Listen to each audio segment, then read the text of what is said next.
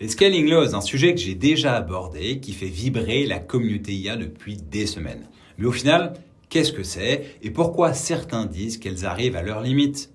Aujourd'hui, on décrypte ensemble ce concept clé de l'intelligence artificielle. Imaginez une règle simple. Plus on augmente les paramètres d'un modèle, la quantité de données d'entraînement et la puissance de calcul, plus le modèle devient performant. Ça semble logique. Mais là où c'est fascinant, c'est que ces améliorations suivent une progression prévisible, presque mathématique. C'est d'ailleurs ce qu'ont démontré les chercheurs d'OpenAI en 2020. Et c'est grâce à ces lois qu'on est passé de GPT-2 à GPT-4 avec des bonds impressionnants en termes de performance. Et comme pour les lois de Moore, les scaling laws ne sont pas des lois officielles. Ce ne sont que des observations empiriques. Et récemment, plusieurs études suggèrent qu'on arrive à un point où augmenter les ressources ne produit plus autant de résultats qu'avant.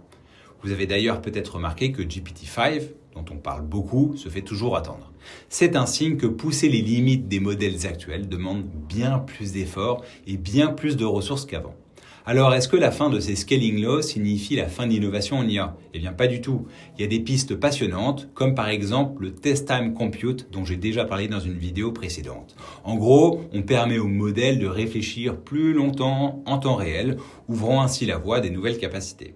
C'est exactement ce que promettent les modèles comme OpenAI O1 et O3. En résumé, les scaling laws ont été au cœur des progrès de l'IA de ces dernières années. Mais comme toutes ces règles empiriques, elles évoluent. Et c'est dans ces nouvelles directions telles que le Test Time Compute que l'avenir de l'intelligence artificielle pourrait se jouer. Allez, partagez vos avis en commentaire, je serai ravi d'en discuter avec vous.